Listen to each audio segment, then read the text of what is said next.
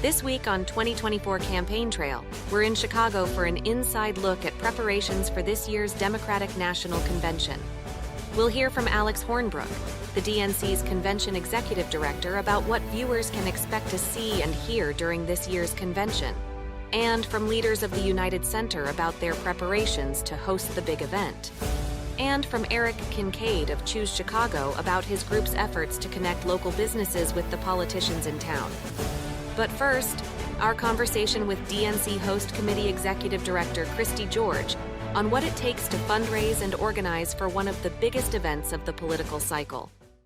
The DNC Host Committee is the 501c6 non-for-profit, nonpartisan entity in charge of fundraising and civic engagement for the convention. So we are separate and apart from the national entity. The national entity focuses on renominating Joe Biden and Kamala Harris at the convention, as well as all of the logistics inside of the United Center in McCormick Place, all of the caucus and council meetings that will happen at McCormick Place, as well as all of the TV primetime programming that you're used to seeing.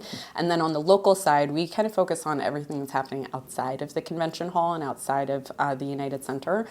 So we have kind of three core tasks. Our first is, again, to fundraise. We have to fundraise between 80 and 100 million to put on the convention, so it's a pretty significant task. The second is to do all of the civic engagement around the convention, which includes recruiting the 12,000 volunteers that we need to help put on the convention. And then the last is we liaise with our city, state, and local and federal officials to put on all of the logistics outside of United Center and McCormick Place, making sure that everything goes off without a hitch. Can you tell us about your role specifically and how you got this job? Sure. So I'm the executive director of the host committee. I do everything from working with our city infrastructure departments to make sure that, and our state infrastructure departments to make sure that there's frequent litter and graffiti removal, to ensuring that all of our local elected officials and communities all throughout the city are well briefed and know about what's going on with the convention. It really is a wide-ranging job. There is nothing that is too small or too large for me to be working on. I have a relatively small team. We have about 15 people on the host committee, and then a few consultants and advisors that work with us. But essentially, I came to this role having worked in public service for a number of years.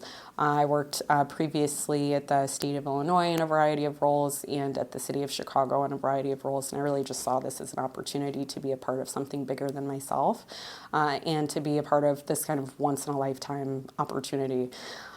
Conventions, they come to Chicago relatively frequently, more than other host cities. We have this will be our 26th political convention. Our first was in 1860 with Abraham Lincoln, so it's a really historic moment for us. We have more than any other city in the nation, and it will be our 12th DNC. So for us, it's a really historic moment, and I wanted to be a part of it. So I raised my hand. I said I'm good to go, and I was selected to be the executive director, and I'm so grateful to the elected principals, our Governor Pritzker, our Senators Durbin and Duckworth, and of course Mayor Johnson for the faith that they've instilled in me for this.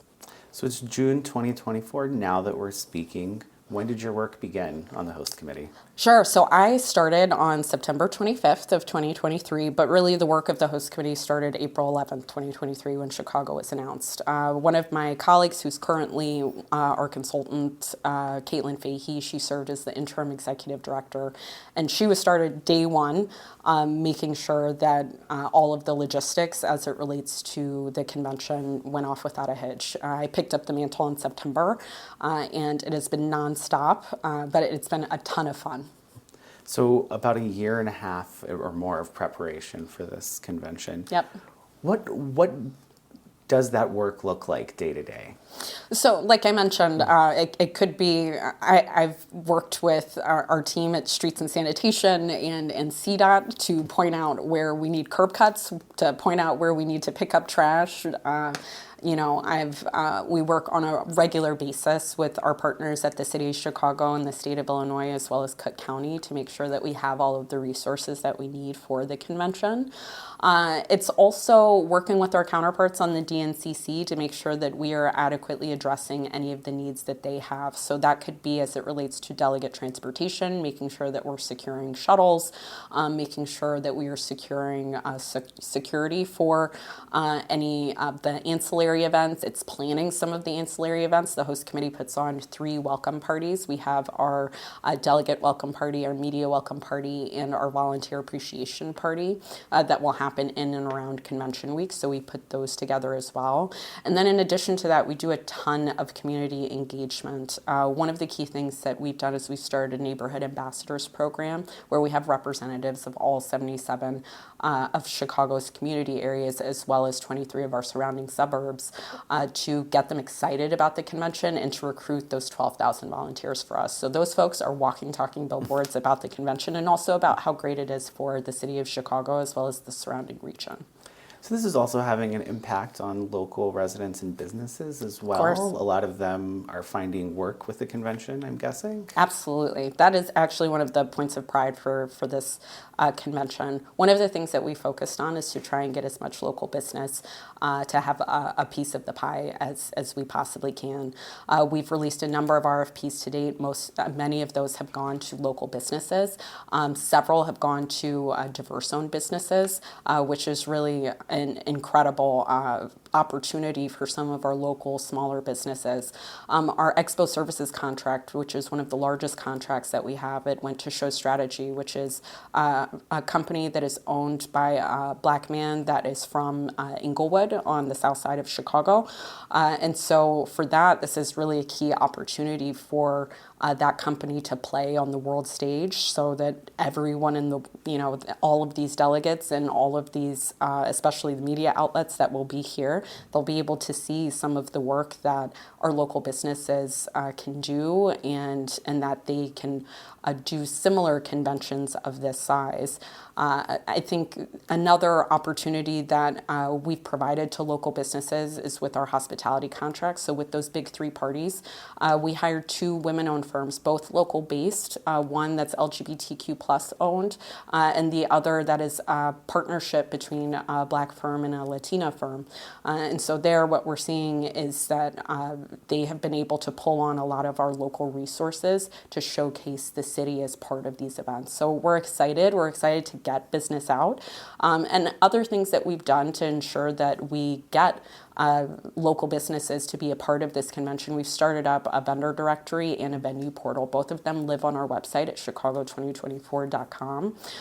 On those vendors, that vendor directory, we have over 2,300 businesses. They are all Illinois-based businesses, which is a great thing for our city, great thing for our state, and many of them are diverse-owned. The goal here is that we are pushing out those vendor directories and our venue portals out to all of the visitors that will be coming in from out of town. So whether you're a delegate, whether you're just coming in to take part of the convention activities, whether you just want to be a part of the city, we have it on our website and we've shared that information so that those folks that might be hosting ancillary events during convention week, that they use local business, that they don't bring in folks from out of town to to cater their parties. Instead, they use our local food vendors, they use our local security providers, they use our local transportation providers. We literally have everything you could possibly need to throw the best event ever right there on our vendor directory. And then in addition to that, we're promoting venues that are from all parts of our 77 community areas of the city, as well as some of our surrounding suburbs. So for that, we're excited to be able to tell our delegates, as well as donors and other visitors that will be coming in town, to host their events in different parts of the city. We have such a wide array of venue spaces that are all over our city, whether it's the lakefront or it's all the way out to Oak Park. We've got so many different options, and we want all of them to be used up, and we want to get that economic benefit of the convention out to as many places and as many neighborhoods as we possibly can. We estimate roughly 150 to 200 million in economic impact to our region, which is a huge boon. A huge benefit to the city of Chicago as well as to our surrounding region. And so we want to spread that out as much as we possibly can. You mentioned earlier this is not Chicago's first time hosting the DNC. C-SPAN viewers might remember the 1996 DNC.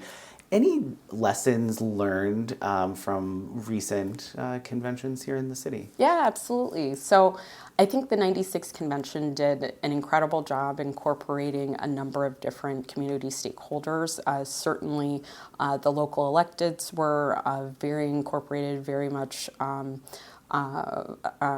took part of the convention, which was great. Certainly a number of community stakeholders as well in the surrounding downtown and near West Side areas. What that provided really was a foundation for us to think back as to how to incorporate as many stakeholders as we possibly can. And we saw a real opportunity to be able to engage all 77 community areas of the city. We wanted to have a focus on the South Side. We wanted to have a focus on the West Side. We wanted to have a focus on the North Side, which is one of the reasons why we have our Neighborhood Ambassadors program. It's another reason why even in our pre-convention activities, we have located events in different areas of the city to spotlight, whether it was Little Village or it was Garfield Park. We have identified different locations all throughout the city to bring delegates, to bring state party chairs, and to bring other visitors, members of the media that will be in town for the convention. We've already spotlighted a number of those locations. One of the key opportunities that we have here is to really change the narrative of Chicago. We know that we will have roughly 15,000 members of the international media here during convention week, which provides an incredible opportunity to have a running 4-day commercial of how beautiful our city is, whether it's our beautiful lakefront, it's the incredible architecture that is downtown, or whether it's our parks. We have so many different assets, our cultural institutions, our museums, so many different things that are so beautiful about our city and that make our city really unique. And having that many members of the media here, we want to be able to showcase all of that to them. So when we had our national media walkthrough just a few weeks ago, we took them to Garfield Park Conservatory on the west side. That was a great opportunity to showcase kind of, that beautiful gem that we have nearby. We've also, when we had our state party chairs in town, we took them to Little Village and showed them a little bit of what we call Little Mexico here in Chicago. It's one of the largest Mexican neighborhoods in the Midwest, and we were able to showcase some local Latino-owned vendors in that space. So we're doing our best to try and showcase both local vendors as well as all of our community stakeholders. But that really started from a look back to '96 to see what was done then and how we could build upon it. Next, a few minutes with Eric Kincaid of Choose Chicago on his organization's role in helping connect the DNC to Chicago's neighborhoods. Choose Chicago is the destination marketing organization and convention visitors bureau for the city of Chicago. We promote Chicago as a premier global destination for leisure travel, as well as book meetings and conventions like the DNC. And the DNC is just one of many conventions that you guys help put on every year, but it's not unusual for you all to hold big conventions, is it? It's not. Large-scale events and meetings is what we do. We do it every day with heightened sense of security. That's okay. We do it from Lollapalooza down to large-scale meetings and events that hit 100,000 attendees a year. So let's talk about the role that you all played in helping attract the DNC to Chicago and also getting the neighborhoods involved. What was that role? Oh yes, Choose Chicago is very involved in the bid process. Currently, we are working with the host committee on ensuring that Chicago, outside of just the convention area, is highlighted, getting people into the neighborhoods and truly highlighting Chicago as a premier destination. And you've got 77 neighborhoods across the city. How are you're getting not just folks out to those neighborhoods, but also the businesses involved with the DNC, correct? Yes, correct. So one of the part of things we're working with the host committee on is providing guides and itineraries to the visitors, which gives them a kind of a path and things to do outside of just the convention area. It gets them into their neighborhoods. We're also working with our media and pushing and information to them and connecting them with local experts. We believe that the local experts are the people who can better tell the accurate story of Chicago. And what kind of an impact are we expecting for these 50,000 people coming in for the DNC? Is this a big impact on Chicago and bottom lines?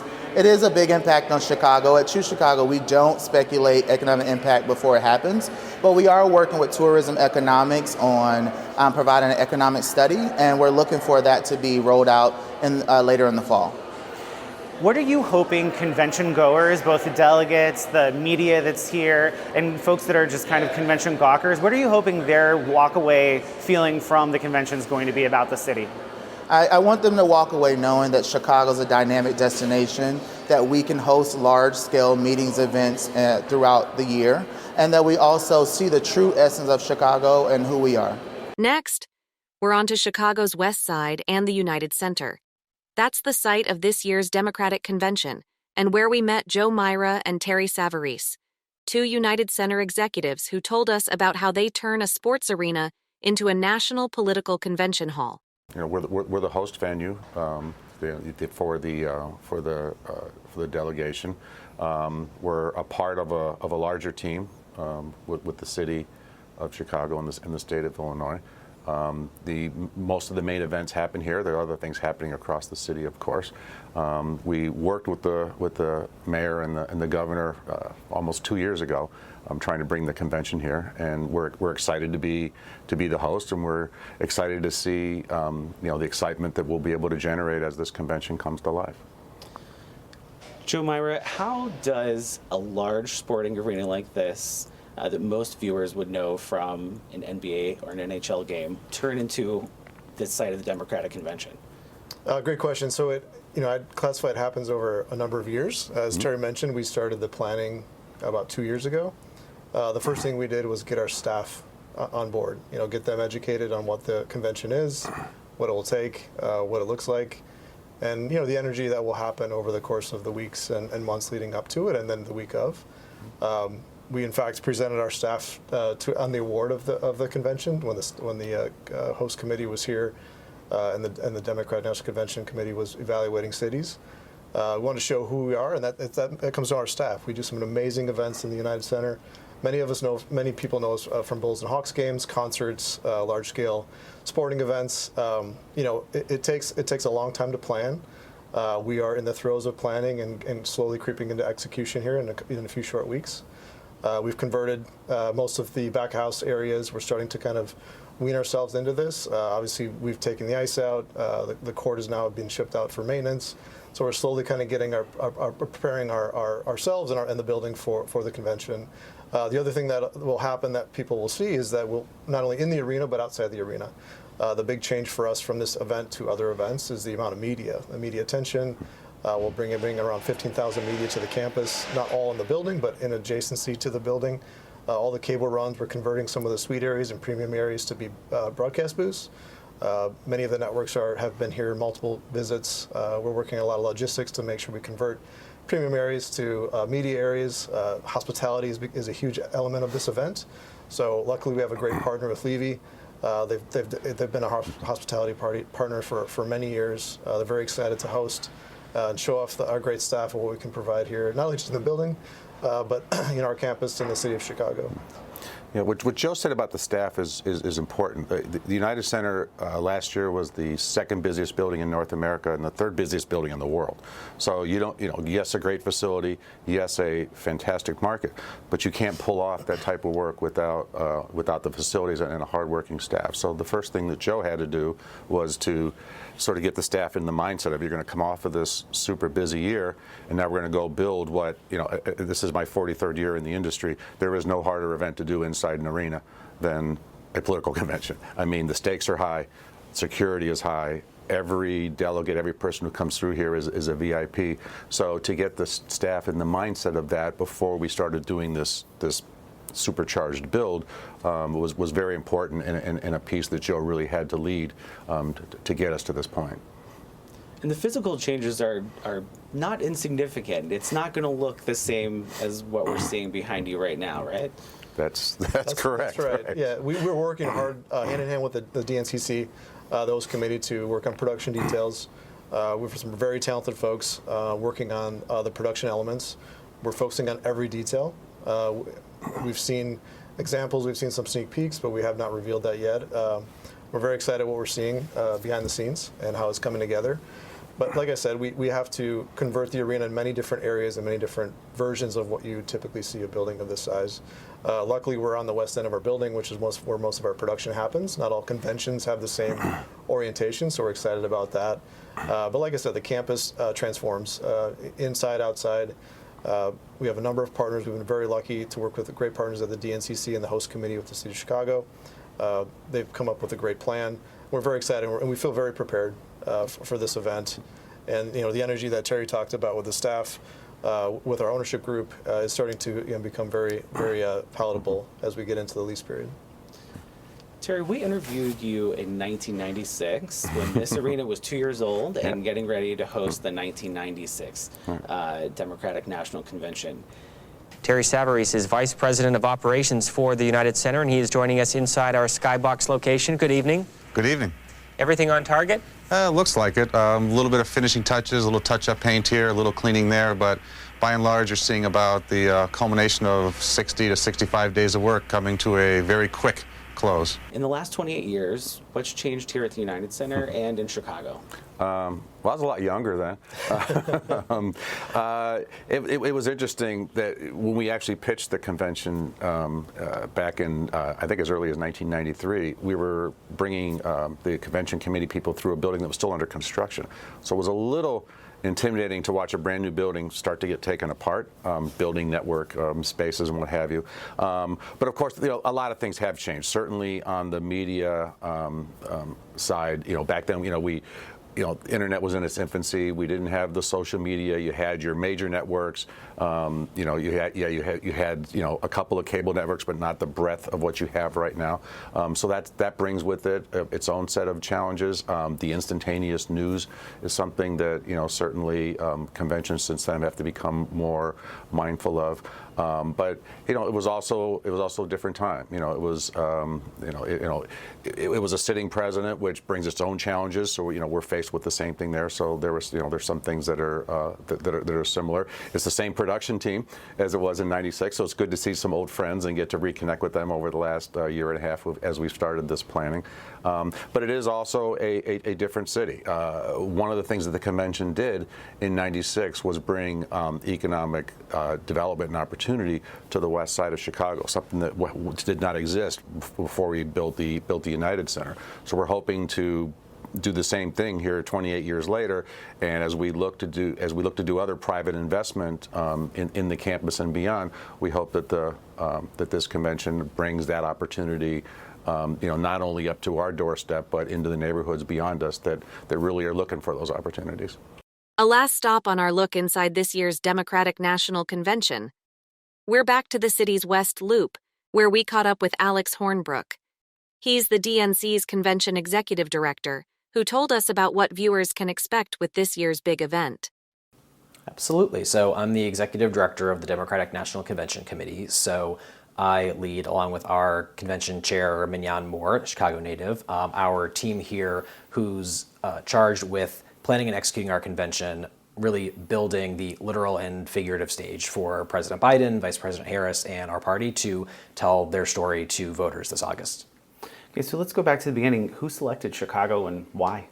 So Chair Harrison, Democratic National Committee Chair, and President Biden selected Chicago as the site for the 2024 Democratic National Convention. After a year-plus rigorous process, we had a number of really incredible American cities who competed to host our convention this year. But ultimately, Chicago is an incredible host city for this sort of event. Chicago hosts major events all the time. They have an extensive history in hosting successful events, including successful national security special events like the NATO Heads of State Convention in 2012, the 1996 Democratic National Convention here in the city. And so there's a really robust infrastructure from the hospitality sector, hotels, great venues like the United Center and McCormick Place where we'll be hosting our official activities, along with Chicago's place right here in the heart of America. It gives us an opportunity to really highlight the Midwest, the Blue Wall states that were so critical to President Biden and Vice President Harris's victory in 2020, as well as a lot of the victories, surprising to some, that we had in 2022 in the midterms, where Democrats really held and expanded their roles in a variety of states here. There are so many examples, not only just here in Chicago and Illinois, but across Michigan, Wisconsin, Minnesota, across the Midwest, of Biden-Harris administration policies in action, as well as the leadership of those state and local level Democrats impacting Americans' lives and making them better every day. So when did the work preparing for this year's convention begin? So we began that selection process way back in 2022, and then we announced Chicago as the host city on April 11th of 2023. So we've been here just over a year planning for this convention. And how many people work with you planning this convention? So we have about 80 plus staff here on the convention committee, and of course we work very closely with our amazing partners at the Chicago Host Committee. So we have a great group here that has been hard at work for, again, over a year, and are really excited for the final push here to August. Can you give our viewers an idea of what planning an event like this takes? What's the day-to-day like?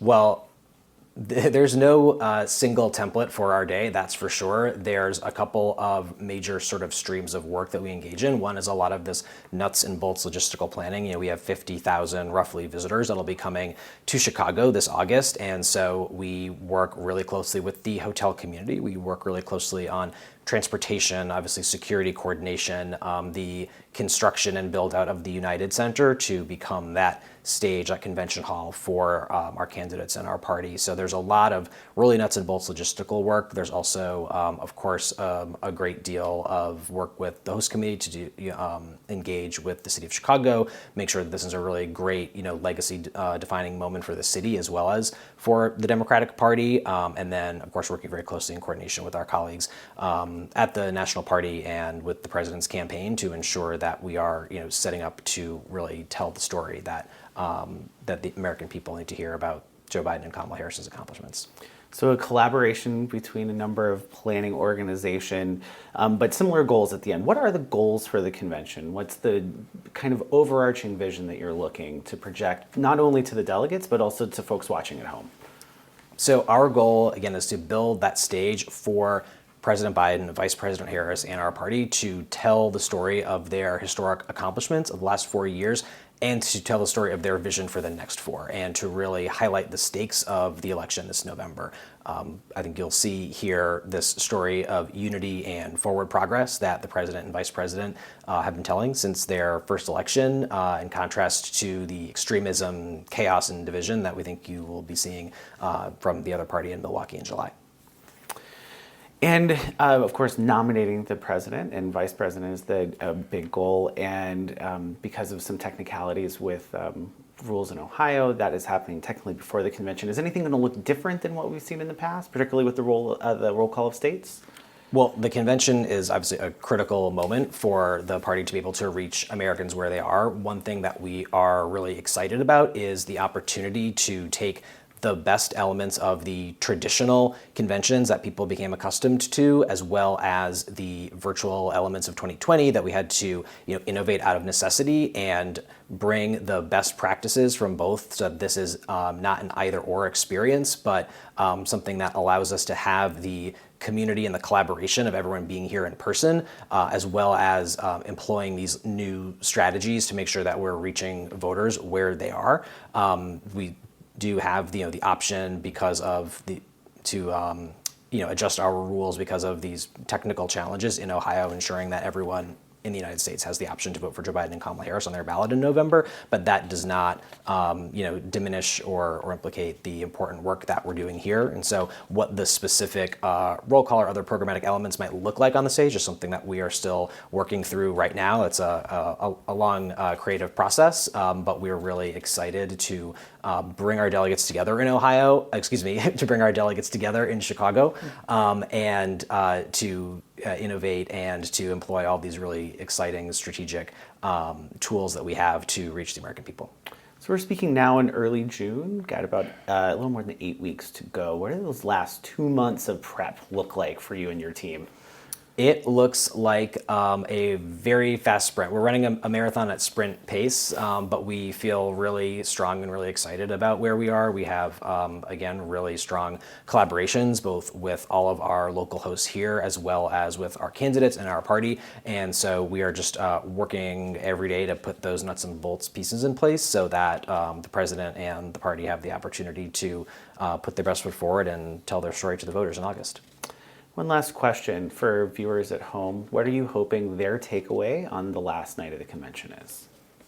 We're hoping that their takeaway is that we have an incredibly accomplished president and vice president who are working hard every day to improve their lives and to move our country forward, and that the stakes of this election in November couldn't be higher. So we need to make sure that they get out and vote in November. A reminder, this program and all of C-SPAN's campaign 2024 coverage can be found online at cspan.org/campaign.